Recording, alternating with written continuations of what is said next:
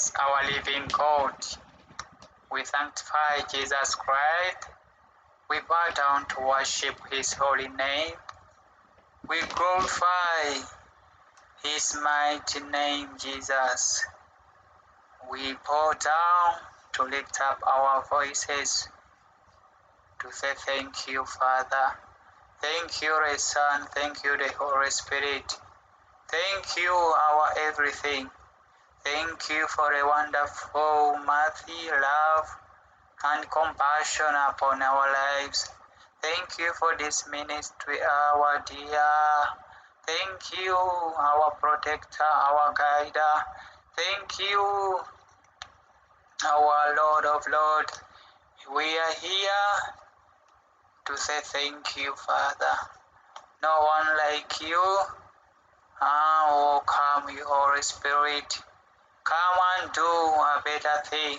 Come and talk amidst us, Lord. Come and be our guider. Come and be our revealer. Come and be our author. Come and speak with our hearts. We are yearning for your word. We are yearning for your food. We are here to welcome your presence, Holy Spirit. Without you, we can say nothing.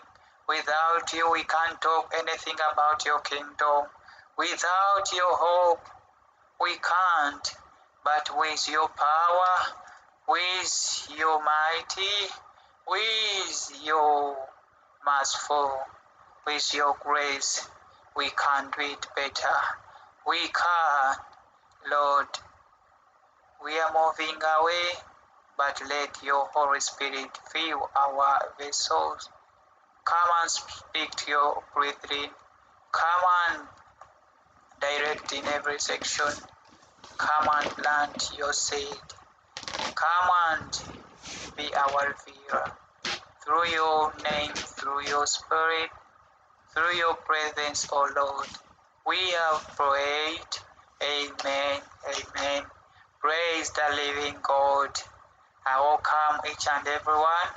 Kwaniriza muganda wange mu linnya lya Mukama waffe Yesu Kristo, amanya n'eddoboozi mpitibwa omuddu wa Kristo, Chris Jackson, nga nze olwaleero aweereddwa akadde kano okwogerako ebigambo ebirungi gy'oli.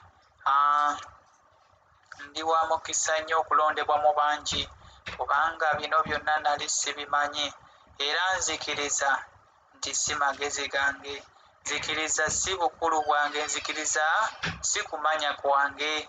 Nze mu kumanya kwange sina bye nsobola kubabuulira okuggyako eby'omubiri byo tusobola okwogera, naye eby'obwakabaka bwa Katonda nali sirina kye mmanyi okuggyako kubiwulira obuwulizi, naye Omwoyo Omutukuvu yabituyigiriza ne kaakano ajja n'abyogera mu mitima gyaffe, naffe ne tubisomesa eri abaagalwa. Nate ow'omukwano muweereza mwenna mu programs ez'enjawulo, mwenna abeewaayo ne muweereza Katonda, mbabuuzaako, mbayozaayoza, mwebale kunyiikira mu nnyumba ya Katonda, mwebale butakoowa. Bayibuli etugamba nti Mukama ayagala abo abamwagala, n'abanyiikira okumunoonya balimulaba. Kyawandiikibwa ekyo tukisanga mu Ngero 8:17, era nze buli lwe nkisoma kinzizaamu amaanyi okubanga neeyongera okuyaayaanira okumanya ekigambo kya Katonda n'okukiyiga, n'ate ne mbaako nekyenganyulwamu, kubanga siganyulwamu buganyulwa, naye ne Taata ampa ebyo emmeeme byeba eyaayaanira. Mukwano gwange, wuulira emirembe nga okkalidde, bw'abadde akyalinamu ebikutaataaganyizaamu, nawe tukusabira Omwoyo Omutukuvu akuwe okutereera. Bw'abadde talina data, naawe tukusabira bw'onoosangira bu audiation buno, nzikiriza bujja kukola bulungi. Mukama mulungi, yeebazibwe. Amanya nageeyanjudde dda, nate nkwaniriza mu buweereza buno. Katusinzeeyo n'akayimba okwaniriza ate ekitiibwa kya Katonda okulabisibwa gye tuli. Mukama waffe mulungi. Haleluya. Lwaki nnyumirwa nnyo okusooka okusinza ekitiibwa kya Katonda ne kirabisibwa, kubanga ekitiibwa ky'oyo wekijja ne kimaamira. Omwoyo omutukuvu bw'ajja n'amaamira, weewaawo buli kintu kyonna kiba kikolebwa mu kwagala kwe. Haleluya! Mukama waffe mulungi, Mukama yeebazibwe. Who can stand against the king? No one can, no one will. Who can stand against the Lord? No one can, no one will. Oh, oh, oh, oh. Victory belongs to Jesus. Victory belongs to Him. Oh, oh, oh. Victory belongs to Jesus. Victory belongs to Him.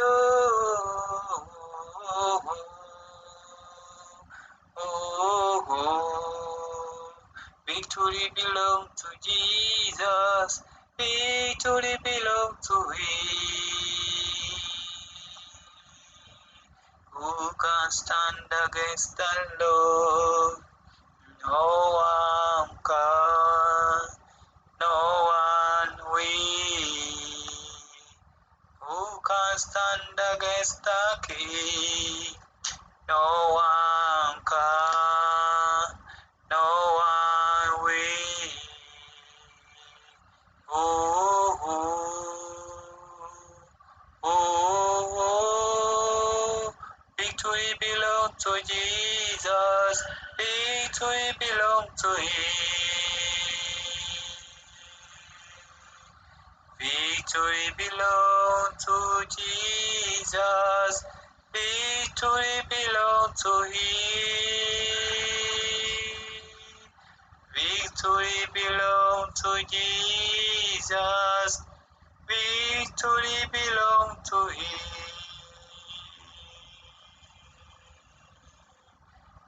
We praise your holy name. We sanctify you, Lord.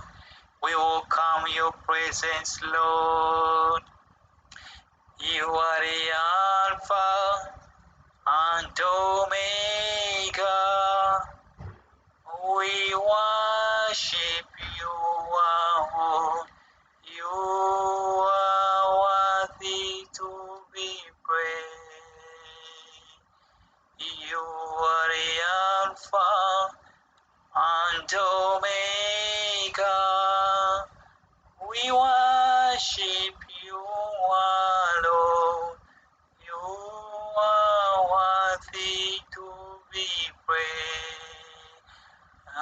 We give you all the glory. We worship you, holy. You are worthy to be praised. We give you all the glory.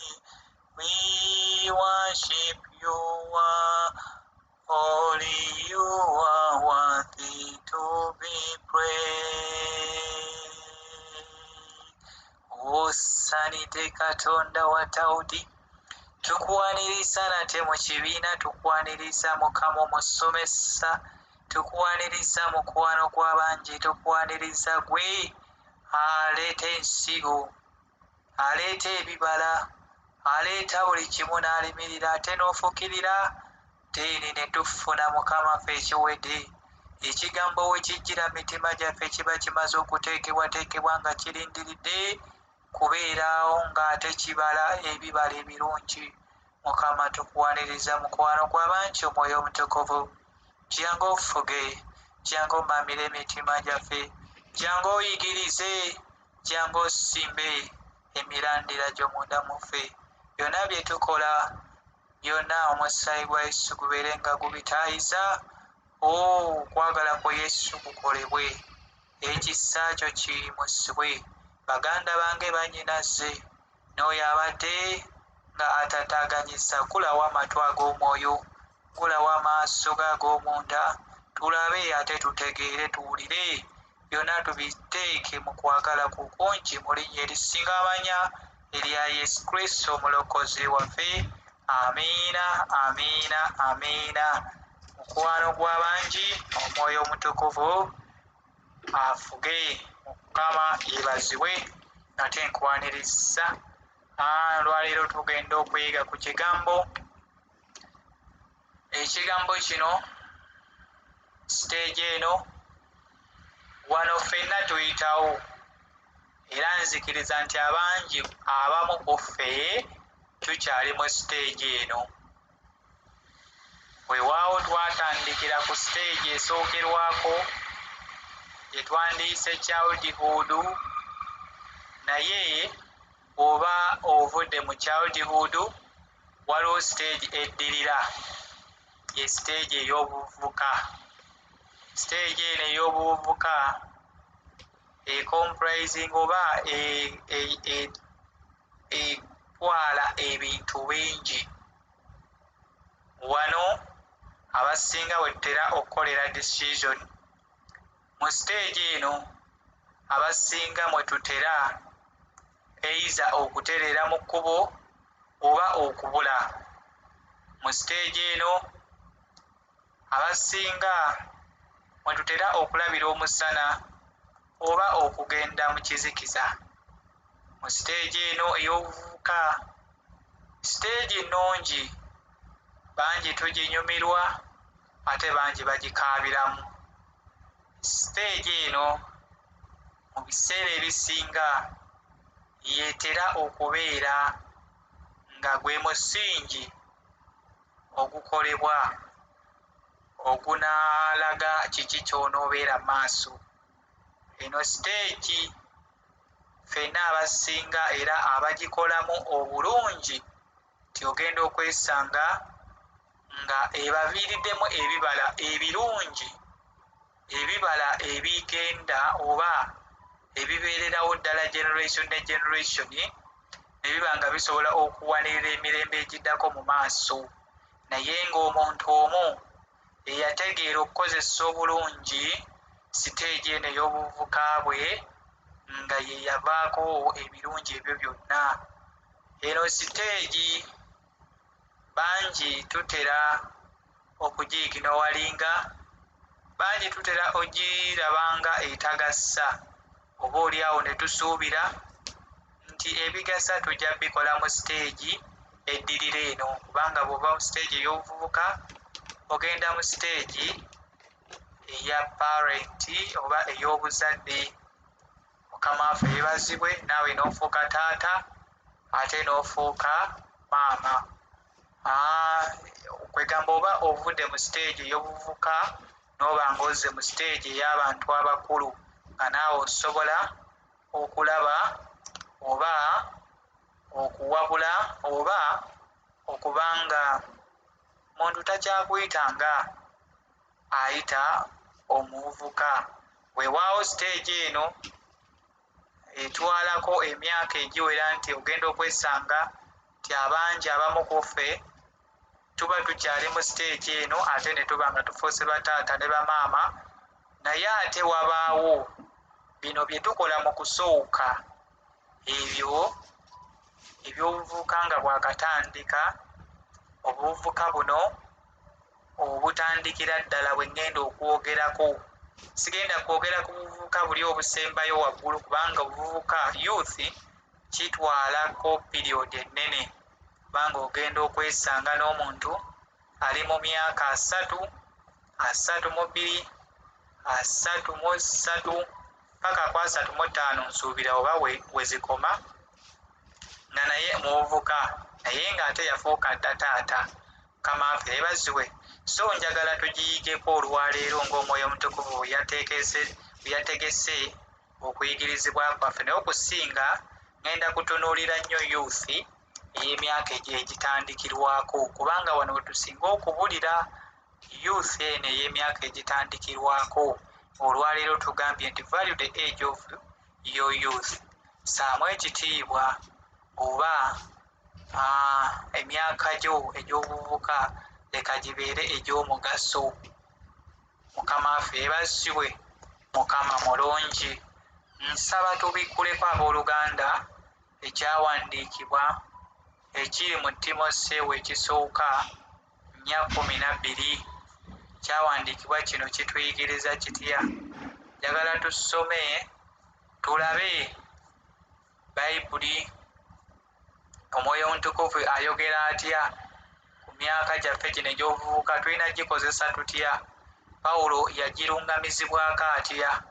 Egamba bweti, nagambye tuli mu 1 Timothy 4:12. Bayibuli ngenda kwesa ya Luganda egambye bweti, omuntu yenna takunyoomanga lwa buvubuka bwo, naye beeranga kyakulabirako eri abo abakkiriza, mu kwogeranga, mu kutambulanga, mu kwagalanga, mu kukkirizanga, mu kubanga omulongoofu, okutuusa lwe ndijja. Nyiikiranga mu kusoma n'okubuuliranga n'okuyigirizanga. Tolekanga kirabo ekiri mu ggwe kye waweebwa olw'obunnabbi awamu n'okuteekebwako emikono gy'abakadde. Ebyo obirowoozenga, obeerenga mu ebyo okuyitirira kwo kulabikenga eri bonna. Weekuumenga wekka n'okuyigiriza kwo. Nyiikiranga mu ebyo, kubanga bw'okola bw'otyo olyerokola wekka era n'abo abakuwulira. Mukama waffe yeebazibwe. Haleluya! Kigambo kino kigambo kirungi, kigambo nzize nga nkisomako ndowooza olunaku olwajjo n'olwaleero. Kigambo kino kyampalirizibwa oba Omwoyo Mutukuvu yampaliriza ekigambo kino okujja okukigabanako nammwe abooluganda, kubanga nzikiriza ffenna tukyali mu myaka gino, naye nsaba emyaka gino tugikozese mu bulungi bwagyo, kubanga gino emyaka gye gigenda okusalawo kye tunaabeera enkya. Emyaka gino bwe tugikozesa obubi, kyova olaba nti bazadde baffe tubanenya, naye oba oli awo bakozesa bubi emyaka gyabwe egy'obuvubuka. Tetubanenya, twebaza Mukama nti yatuyisa mu kkubo eryo, naye ffe twebaza Mukama nk'ensuso ti ffe atubikkudde amaaso ne tubanga tutegedde, n'abatannategeera tugenda tegeera watya we tugenda okukozesa emyaka gyaffe egy'obuvubuka. Bayibuli etugambye nti omuntu yenna takunyoomanga lwa buvubuka bwo, naye beeranga kyakulabirako eri abo abakkiriza mu kwogeranga. Beeranga kyakulabirako, be a good example to the society. Beera omukkiriza omulokole omulungi mu buvubuka bwo, kubanga kiki kino kyekigenda okuleetawo obulungi, ti bw'onoobeera omuvubuka omulungi n'oyo akuliraanye agenda kulaba ebibala ebirungi mu ggwe, weewaawo agenda kubanga asikirizibwa okukola nga ggwe bw'okola. So tekiikome ku ekyo, naye ate n'omukisa gwa Katonda gujja kuba olwedde gukufolowinga, kubanga ojja kuba okoze obulungi. Mukama waffe yeebazibwe. Beera kyakulabirako, be a good example. Abalokole Bayibuli etuyigiriza nnyo okubeera ekyokulabirako. Tubeere ekyokulabirako, obuvubuka bwaffe tubukozese mu bulungi bwabwo, tuleme okubeera ng'abensi. Bayibuli etuyigiriza newankubadde nti tuli mu nsi, naye tetuli ba nsi. Kino singa tukiyiga tutegeere watya we tugenda okukozesa obuvubuka bwaffe. Obuvubuka bwaffe bwe tubukozesa obubi bugenda kutuleetera okuba nga obukadde bwaffe tubukaabiramu. Obuvubuka bwaffe mugambye we tuzimbira omusingi. Tewali musingi w'ogenda guzimbira ng'omusingi gwakulema okuzimba wano mu buvubuka bwo. Batono nnyo, pasenteji ntono nnyo kubanga saagala nkijjewo. Mulimu abafunye abakoze obulungi mu bukadde bwabwe, naye ng'era olaba emikisa giba mitono nnyo. Naye oyo yenna asuubira okuba obulungi mu bulamu buno obw'ensi, ate nga si kuba bulungi bwokka. Ne Bayibuli bwetuyigiriza nti tukolenga like tubeerenga kyakulabirako eri abo abakkiriza. Mu kwogeranga oyogera otya ng'omuvubuka? Banno b'obeeramu biki byosheyalinga? Obamalamu bumazi maanyi oba obazaamu amaanyi? Beera ow'amaanyi. Lwaki weeraliikirira? Lwaki abakadde bwe bakaaba naawe okaaba? Omukadde ajja kukaaba ensi etulemye, naawe ogambe bannange ensi eneesoboka, yeffe nga tulabye. Olabye otya? Okyalina amaanyi. Beera w'amaanyi, tokaaba na bakaaba. Gwe sanyukiranga Mukama ennaku zo zonna. Mukama ajja kuwanga omutima gwo kye guyaayaanira. Zabuli 37:4 bwetugamba mutima gwaffe guleke gusanyukire Mukama. Mu kwagalanga, mu kukkiriza, mu kubanga omulongoofu. Yagala abakuliraanye, yagala abantu bakola obulungi. Mu kukkiriza, kkiriza nti Mukama asobola. Bayibuli etugamba mu Luka 3:7 nti ye Katonda ayinza byonna. Katonda omwana w'omuntu by'atasobola kukola. Is a God who can do every impossibilities before men. So tukkirize Katonda, tubenga abalongoofu, si kweyonoonesa. Emibiri gyaffe Bayibuli egyogerako nti yeekaalu ya Katonda. Ate bwe twalokoka twafuuka kitonde kijja. Leka ebyemabega byonna, weewaawo oyinza okuba nga wasooka kutambulira mu kizikiza, naye ebyo leka byonna, toddamu ate kubijjukira, toddamu ate kubeera ku ebyo. No, Bayibuli etugamba mu 2 Corinthians 5:17 tulokoka tuba tufuuse kitonde kijja. Beera omulongoofu kaakano, tambulira mu kitangaala okutuusa Mukama waffe lw'alijja. Nyiikiranga mu kusoma n'okubuuliranga, okuyigirizanga. Bino byonna singa tubikola, kino ekyawandiikibwa kyokka, ne bwe mba nga sisoma ebyawandiikibwa birala, kiwambaatira ebyawandiikibwa byonna. Mukama waffe yeebazibwe. Ebiri wano byokka singa obisoma n'obifumiitirizaako n'obiganya ne biyingira mu mutima gwo, obuvubuka bwo nzikiriza tebujja kusala. Nakugambye obuvubuka bwo bwe bugenda okuditamininga your future, bwe buditamininga your success tomorrow. Wano we tuyina chance ennene. Togamba nti nedda, kanjira nnyonoonako, kanjira nkyakalamuuko. Omanyi otya oba onoofa nkya? Omanyi otya oba onoofa wiikejja? Ye omanyi otya oba gwe ogenda kufiira ku myaka 10? Oyinza okugamba bulamu bwakufa bwakuleka. Twakikozesanga nnyo nga tukyali mu nsi, nga tutera n'okugamba ye omubiri ntereka gwaki, bali mbajjamu mbaawo owaaye. Omubiri ogwo gukusudiya, omubiri ogwo gukuwaanawaana, naye emyaka gye egy'obukadde Mukama ayinza okulekerawo ddala.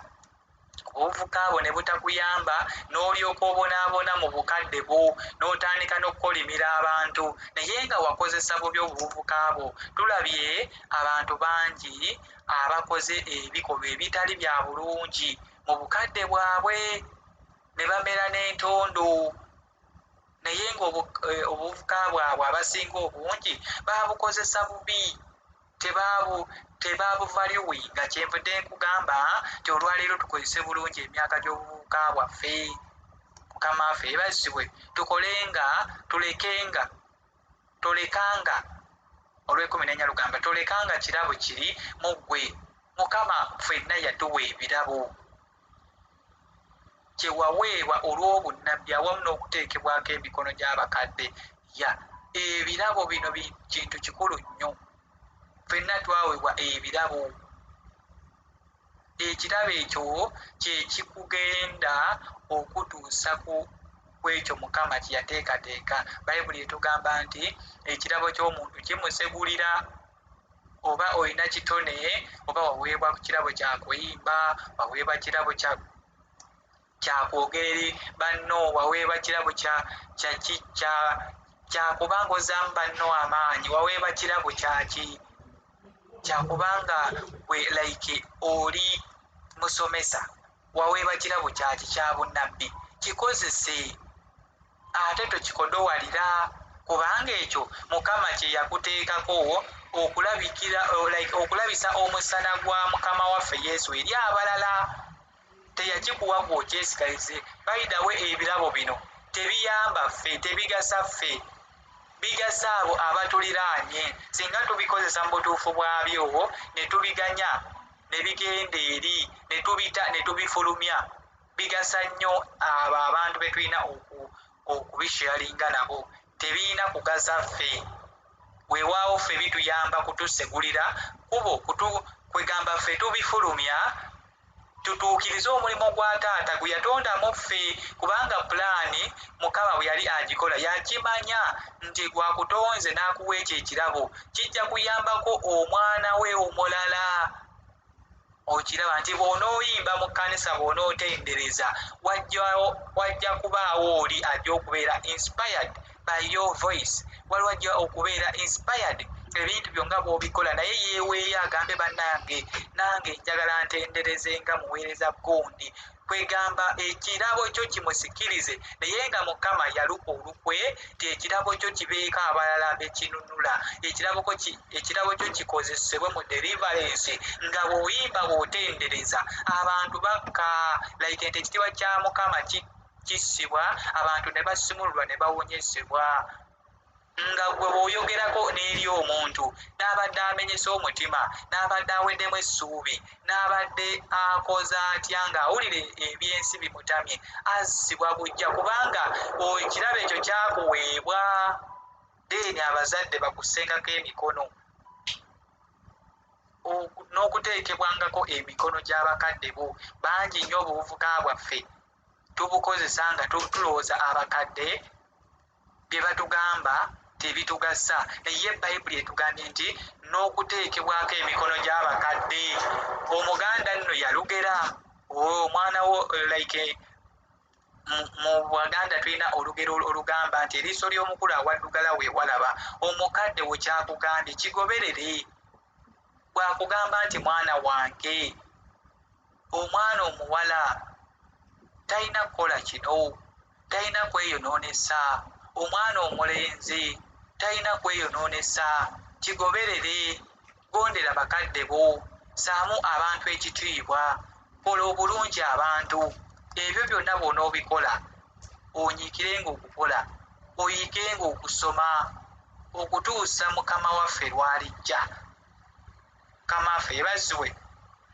nagambye ekyawandiikibwa kino kye ngenda okusimbako nnyo essira weewaawo tulina n'ebyawandiikibwa ebirala nabyo njagala tubitunuulireko 2 Timotheo 2:22 etugamba etya naye okwegomba kw'omubuvubuka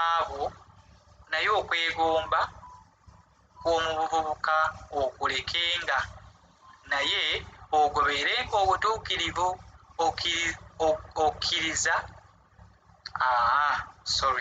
naye okwegomba kw'omubuvubuka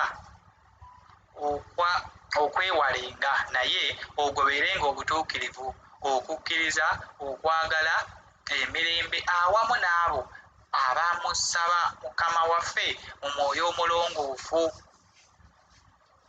naye empaka ez'obusirusiru era ez'obutayigirizibwa ozirekenga ng'omanyi nga zizaala okulwana mukama waffe yeebazibwe twasoose ne tunuulira sayidi entuufu twasoose ne tunuulira sayidi mukama gy'ayagala tukole naye ate n'eno sayidi tulina okugireka kubanga abantu like nti embeera ezitulemesezza obuvubuka bwaffe wano mu buvubuka tulaba nga waliwo ebyobutali butuukirivu ebituwamba sitaani wano atuyiganya nnyo ng'atuleetera obutali butuukirivu mu mitima gyaffe abavubuka kuba nange ndi muvubuka era mmanyi nti njogera eri omuvubuka munnange naye obutali butuukirivu okwegomba kw'omuvubuka okulekenga ogobeerenga obutuukirivu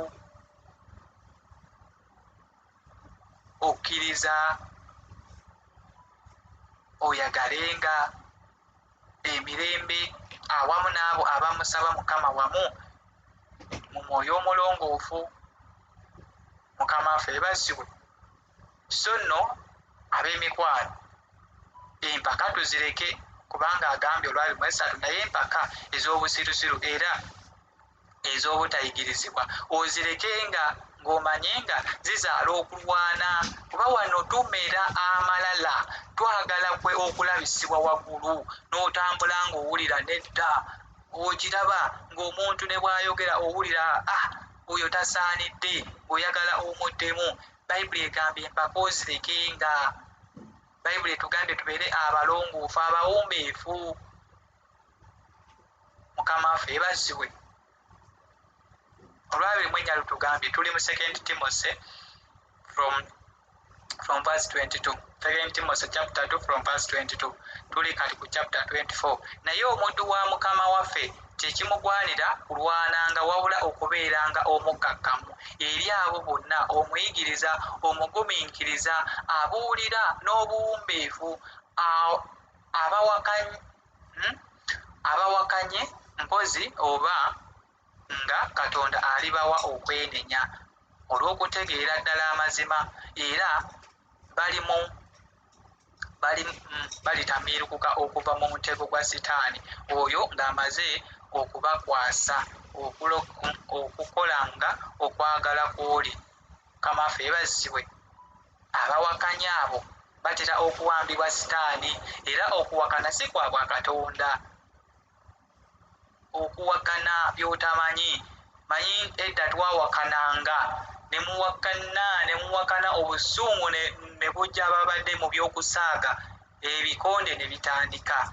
Awo wonna Sitaani aba akujjuza obusungu, oli ne muwakana n'akujerega n'akuvuma, ate mu kuwakana mwe muva ebyo, oli akukoonera ddala ekigambo ekiruma, n'owulira ng'ojjudde. Omubadde muwakana kantu katono nnyo, mugenda okulaba lutalo lubaluseewo, si kulwana. So ebyo byonna Omwoyo Omutukuvu atugamba tubireke mu myaka gyaffe gy'ovuka, kubanga bino bitera tutomerera wano mu buvubuka. Obuvubuka bino biba comprised nnyo nnyo nnyo nnyo nnyo nnyo nnyo.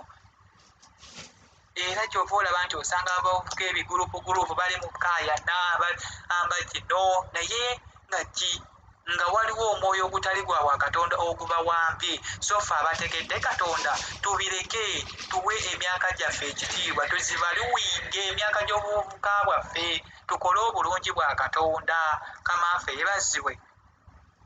Mubuulizi 11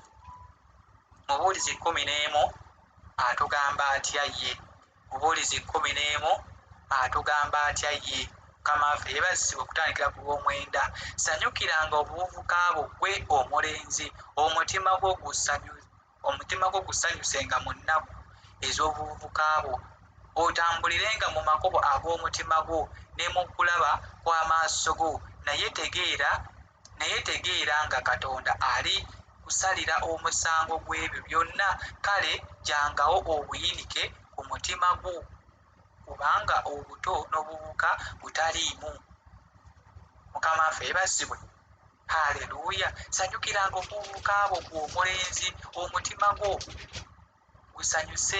gusanyusenga mu nnaku ez'obuvubuka bwo, otambulirenga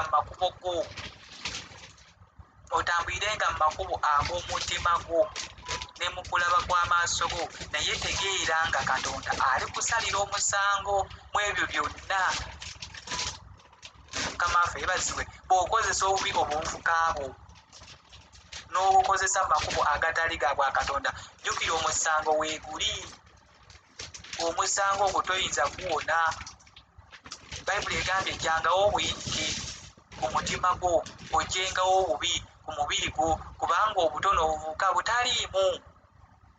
Era kyova olaba bangi babikola, ensi n'egamba etya abikozesa buto, naye nga Bayibuli egamba tukole obulungi. Tusomye ekyawandiikibwa ekibadde mu Timoseewo ekisooka 4:12, netubuulira byonna bye tulina okukola ng'abavubuka. Mukama waffe yeebazibwe. So saagala ffe tukole eby'obutaliimu, tukole eby'obuto. Obuvubuka bwe tuganya ne tukola ebitaliimu tujja kuba tumaze okuwambibwa. Naye tukole nga Bayibuli bwetulagirira, tukole nga Bayibuli bwetusomesa, tukole nga Bayibuli bwetuyigiriza. Mukama waffe yeebazibwe. Mukama mulungi, Mukama wa kitiibwa. Saagala ebiro bino tubeere abavubuka abasirusiru. Ffe abavubuka tulaba nga abavubuka beenyigidde buli kimu. Kye ŋŋamba, tulaba nti abavubuka beenyigidde buli mu kimu, era nga omuvubuka waakati bw'omukompeyalinga ku muvubuka ow'edda, owaakati ali wala nnyo kuwedda. Owaakati osanga omuvubuka omuto nga naye ayagala kwekozesa, ayagala kutandika mulimu, alina kyatunuulidde, anoonya kumanya. So naawo Yakobo olusooka olwokutaano Bayibuli etuyigiriza bweti.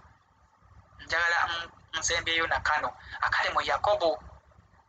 Kubanga guno omulembe tulina okunoonya amagezi ng'abavuka, tulina okutegeera, tulina okuvaayo mu byedda, tulina okubeera abagezigezi, kubanga guno omulembe nga Sitaani bw'ayigganya abavubuka. Kubanga bw'owuliriza obujulizi bwonna obuleetebwa abantu like bano abaaliko eri mu buziba bwa Sitaani, bawa obujulizi nga bagamba nti omulabe atajetinze nnyo omulembe gw'abavubuka guno, atajetinze nnyo ekyasa ky'abavubuka, ayagala awamba emitima gy'abavubuka bagende okutuuka mu myaka giri egy'obukadde, ng'olwedde baawambibwa dda. Naye kati naffe Omwoyo Omutukuvu atukoze bulungi, kyatubikkulidde ebyama, ate n'atuleetera n'obujulizi obwo ne tubumanya nga tukyali bavubuka. Njagala tusome ekyandiko ekiri mu Yakobo olusooka tutandikire ku lwokutaano. Naye oba ng'omuntu yenna ku mmwe aweebuuka mu magezi, naye oba ng'omuntu yenna ku mmwe aweebuuka mu magezi, asabe nga Katonda atamma, awa bonna, so takyuka era galimuweebwa. Mukama waffe yeebazibwe. Oba ng'omuntu yenna aweebuuka mu magezi, asabe nga Katonda atamma. Tusabe Katonda atuwa amagezi. Bayibuli bwetugambira ne mu Yokaana 14:26 agamba nti tusabe ng'Omwoyo Omutukuvu oyo Mukama gwe yatulekera anaatujjukizanga, anaatubuuliranga ebyo byonna. Mukama waffe yeebazibwe. Haleluya. Mukama mulungi. Abooluganda nagambye tukozese bulungi emyaka egy'obuvubuka bwaffe, kuba gino gy'emyaka egigenda okubanga gitukozesebwa nga gitukozesa omusingi omulungi. Bw'onoogikozesebwamu obulungi, bw'onooganya Omwoyo wa Mukama n'atuula mu ggwe, bw'onooganya Katonda n'akolamu ebyekitangaala, n'ova mu kizikiza, ojja kuweebwa. Saba amagezi. Olw'omukaaga lutugambye lutya, naye asabenga mu kukkiriza nga taliiko kyabuusabuusa, kubanga abuusabuusa afaanana ng'ejjengo ery'ennyanja eritwalibwa empewo erisuukundibwa, kubanga omuntu oyo talowoozezza ng'aliweebwa ekintu kyonna eri Mukama waffe. Omuntu ow'emyoyo ebiri tanywera mu makubo ge gonna. Mukama waffe yeebazibwe. Nakino tulina okukirowoozaako. Bangi abavubuka twagadde okuddayo gye twava. Weewaawo ebya Katonda tubitegedde, naye waliwo kano nti twagadde ate n'okuddayo emabega. Mukama waffe yeebazibwe. Mulimu eno generation egamba nze ndi muvubuka omutegeevu, guno omulembe gw'abategeevu. Okiraba n'ayagala ate akole ng'ensi bw'ekola. Nedda mukwano, abavubuka tubeere n'omwoyo gumu, tubeere n'omwoyo gwa Kristo gwe yatulekera. Omwoyo ono ow'okusanga ekimu gwe twasomye mu Timoseewo ekisooka, ojja tusoma 4 otandikira 12 paka wansi ku 16, ojja kulaba ekyawandiikibwa ekyo kinkoze bulungi nnyo, era nakisomye enfunda nnyingi ne kinyweza era awo wennyini wenkusibirira entanda y'olwaleero omuvubuka tegeera ng'onoonyanga amagezi ag'obwakatonda. Ku lw'ebigambo ebyo kankwerekereze naye ebeera omuvubuka atwalibwa ejjengo lya Katonda. Toganya ate maaso go kugatunuuliza mabega. Tobeeranga bano ababeera mu byakatonda ate n'ayagala abeereko mu byensi, ayagala okumanya ebyakatonda. Gwe nywerera mu Katonda, ebyensi bireke, kubanga Katonda tomusinga kutegeera. Katonda amanyi pulaanisi zonna, ye nga bw'akyagala kijja kubeera bwe kityo. Toganya ate ejjengo ly'ensi naye kukutwaliramu. Kamaafe yeebazibwe. Bw'oba osazeewo okuweereza Katonda, weereza Katonda n'omutima gwo gwonna. Sanyukira Mukama n'omutima gwo gwonna. Kamaafe yeebazibwe. Mukama mulungi. Ku lw'ebigambo ebyo twebaza Omwoyo Omutukuvu era katubinyweze. Omwenzi ebintu byonna tukwebaza, tukugulumiza Mukama oyogedde ekyebuziba kye watadde ku mutima gwange, kuwatadde Mukama ekigambo ekirungi. Ayi kabaka bano bavuka bannange benjogera nabo era nzikiriza obubaka buno Mukama bukole ekyenjawulo mu bo nga butandikira ku nze, kubanga ekigambo kyo kiramu kikozi ate kitala kyaboogi bubi ekisala eruuyi n'eruuyi. Leka nange ebibadde Mukama ebitatambudde birungi bikozesebwe Mukama, nga tutunuuliranga gwe wekka. Mukama, nga tutunuuliranga gwe okubeera omununuzi waffe, nga tukolanga ebyerungi, nga tutambuliranga mu kkubo ery'amazima n'obutuukirivu. Tulemenga okubula Mukama. Taata, tuggyeyo mu malala g'ensi, tuggyeyo mu kunyoomebwa kw'ensi, tuggyeyo mu bulimba bw'ensi, tuggyeyo Mukama mu byonna ebibadde bitusika okutuzza emabega. Taata, tutegeere okwagala kwo, tutegeere okubeerawo kwo, tutambulire mu kumanya ne mu kutegeera. Mukama, leka obuvubuka bwaffe bubeere obulungi. Taata, obukadde bwaffe tubeere nga tugenda kuyimirira wamu. Taata, ng'obuvubuka bwaffe twabukozesebwa bulungi. Mukama w'abakama, leka tulemenga okwekiriranya, ola tutegeere amazima, tutambulire mu kitangaala. Ekizikiza tukireke. Sabira bannyinaze baganda bange, sabira mikwano gyange Mukama, abo n'abadde tebamanyi mazima. Amazima Mukama gaze ku mulundi guno. Taata, tetwagala tufaanane ng'ab'ensi, ola twagale tufaanane ng'abaana ba Katonda. Abaana ba Katonda tebafaanana bansi. Mukama wange, tujje mu kulimba, tujje mu malala sukutu, tujje mu ebyo byonna ebibadde bituwambye. Emitima gyaffe gisibululwe, tukole obutuukirivu bwa Katonda emirembe gyonna. Erinnya lya Mukama waffe Yesu lyeriba ligulumizibwanga. Mu Kristo Yesu Omunazaalesi mwe tuyise nga tusaba. Amiina. Ekisa kya Mukama waffe Yesu Kristo n'okwagala kwa Katonda n'ekisa ekimu ky'Omwoyo Omutukuvu kibe naffenna n'eri abooluganda bonna emirembe egitaggwaawo. Amiina. Amiina. Omusumba omulungi Yesu yeebazibwe. Mukama waffe agulumizibwe. Haleluya, haleluya. Mukama mulungi. Tukutendereza Yesu, Yesu oli mwana gwa Ndiga. Omusango gunazizaze nebaza